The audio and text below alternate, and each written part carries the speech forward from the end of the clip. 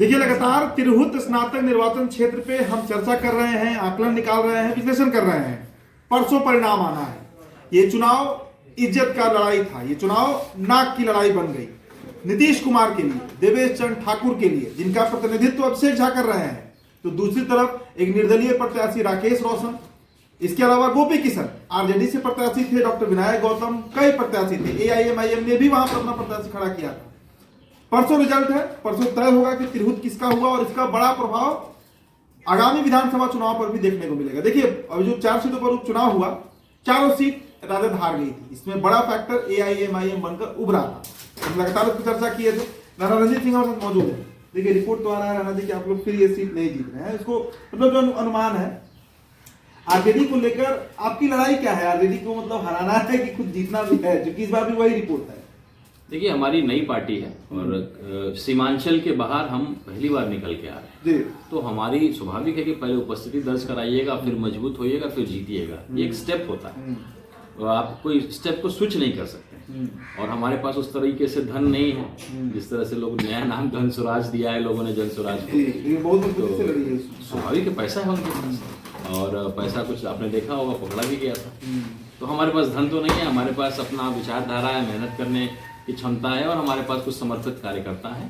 तो निश्चित रूप से लोग जुड़ रहे हैं और जुड़ेंगे, लेकिन हमारा लक्ष्य, हम अपना प्रयास मजबूती से करते हैं। और हाँ, एक तकलीफ हम लोग को है, जिस तरीके से आरजेडी वालों ने हमारे 4 विधायकों को तोड़ा था, तो कहीं ना कहीं आप जब गलत करते हैं तो आपके साथ भी गलत होता है। तो उनके विधायकों को भी तोड़ा गया, और स्थिति ये हो गई कि अभी सदन में रो रहे थे कि हमारे विधायकों को तोड़ लिया गया। जब आपने एमआईएम के विधायकों को तोड़ा था, तो उसमें आपको सोचना चाहिए था।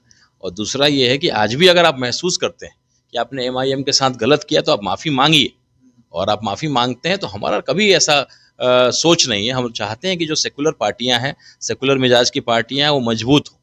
लेकिन अगर आप नहीं कोऑर्डिनेशन बनाते हैं या आप माफ़ी नहीं मांगते हैं, तो आपको तो नुकसान झेलना पड़ेगा। और हमारा दरवाज़ा खुला है, हमने कब मना किया है? जनस्वराज मना करती है कि भाई हम गठबंधन नहीं करेंगे, हमारा ऐसा कुछ नहीं है। हम सब सेकुलर विचारधारा की पार्टियां एक मंच पे आएंगे, तभी हम लोग एनडीए जैसे लोगों को हरा पाएंगे। नहीं तो आपस में बिखरे रहेंगे तो टूटते रहेंगे। तो विचार करना पड़ेगा। लेकिन वो घबराते हैं कि मुस्लिम क़यादत अगर खड़ी हो जाएगी तो हमारा क्या होगा। तो इन चीज़ों से ऊपर उठना चाहिए, और हमारा दरवाज़ा खुला हुआ है। और निश्चित रूप से जिस तरीके से मैंने आपको कहा था कि रामगढ़ में आरजेडी का कैंडिडेट 3रे नंबर पर जाएगा, तो मैं फिर चैलेंज करता हूँ कि स्नातक में भी ये 3रे या 4थे नंबर पे। हम उसी पर हमारे हैं। सवाल हमारा ये रहेगा कि राकेश रोशन के साथ राजपूत वोट गया है, खूब चर्चा है इसकी। डॉक्टर विनायक गौतम के साथ भूमिहार वोट गया है, भूमिहार का एक बड़ा लॉबी था जो उनको समर्थन कर रहा था। गोपी किशन के साथ वैश्य समाज गया नहीं गया, और उससे भी बड़ा सवाल है कि जो जेडीयू के प्रत्याशी थे, मतलब एनडीए से जो प्रत्याशी थे, उनके बारे में कहा जा रहा है कि ब्राह्मण वोट जो है वो उनके साथ गया है। तो आपको क्या लगता है राणा जी, किस तरीके से देख रहे हैं इस चुनाव को, और ये दावा आप कैसे कर दे रहे हैं कि वहां से राजद जो है वो 3रे नंबर पे रहेगी? देखिए, ये बड़ा चिंता का विषय है। हम लोग पढ़े लिखे, चुनाव था, पढ़े लिखे लोग का चुनाव था, खुल करके जातिवाद हुआ है। हर वोटर ने अपने जाति को चुना है, चाहे वो प्रथम वरीयता पे चुन लिया हो, चाहे दूसरे पे चुन लिया हो। तो जब बात जाति की हो रही है तो हम उससे अलग क्यों? तो हम लोग भी सिंगल मुसलमान कैंडिडेट के रूप में हम लोग चुनाव लड़ रहे थे। तो मैं आपको उदित जी बताना चाहता हूं कि प्रथम वरीयता मिला हो कम, लेकिन दूसरा वरीयता एक एक मुसलमान ने हम लोग को दिया है। 26,000 मुसलमान तिरहुत स्नातक में थे, और जिस व्यक्ति ने भी ओवैसी साहब के अपील को सुना, अख्तरुल ईमान साहब की अपील को सुना, और उसने देख लिया कि एमआईएम का साथ इस व्यक्ति को, एहतशामुल हसन रहमानी साहब को है, उस व्यक्ति ने हम लोग को प्रथम या द्वितीय वरीयता का वोट दिया ही दिया है। कोई ऐसा व्यक्ति जो नहीं जान पाया, वो अब अफसोस भले करेगा, लेकिन मैं ये चैलेंज कर रहा हूं कि ये बहुत बदनसीबी वाली बात है। ये हम लोग के लिए बहुत खराब बात है कि पढ़े लिखे लोगों का चुनाव तिरहुत स्नातक में, और टोटल जातिवाद पे ये चला गया है। तो हम लोग भी जातिवाद वाली बात पे अच्छे पोजीशन पे। 26,000 मुस्लिम वोट है, और आप दावा कर रहे हैं कि आपके साथ गया है? बिल्कुल, प्रथम या द्वितीय वरीयता हमारे साथ गया है।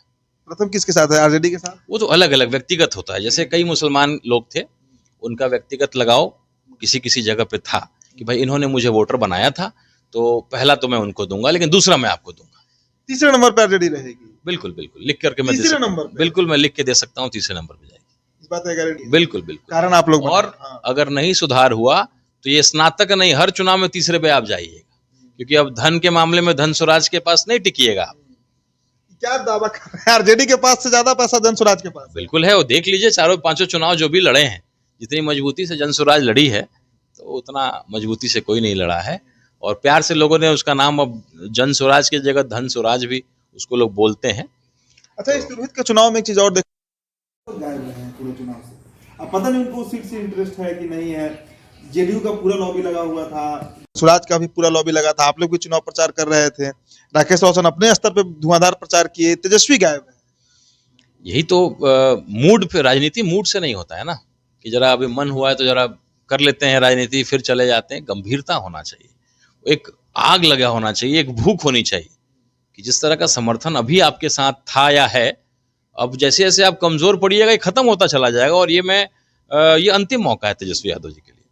लालू जी समझदार नेता हैं, उनके साथ आप मार्गदर्शन में रहिए, उनके ट्रेनिंग में काम करिए, और ये अंतिम मौका है। अगर मुख्यमंत्री बनने का सपना देखते हैं तो जितने भी सेकुलर मिजाज की पार्टियां हैं, अगर आप एक मंच पे ला पाते हैं, टिकट डिस्ट्रीब्यूशन में एक हो पाते हैं, तो आप सरकार बना सकते हैं। अगर उसमें यही मूडियल राजनीति हुआ तो आप इतने पीछे चले जाएंगे कि दोबारा आपको खड़ा हो, और नई जो विकल्प बन करके MIM हो, चाहे जन स्वराज हो, या ऐसी पार्टियां, वो आपका जगह को ले लेगी। एक अंतिम सवाल है, 28 विधानसभा सीट इस स्नातक तिरहुत में 28 विधानसभा सीट, अगर वहां पर जेडीयू नहीं जीती, आरजेडी नहीं जीती, इसका परिणाम या इसका इफेक्ट जो है वो विधानसभा में भी देखने को मिलेगा? बिल्कुल मिलेगा, क्योंकि लोग जानते हैं कि अगर मैसेज देना है हमको 2025 से चुनाव से पहले, तो ये अंतिम मौका था।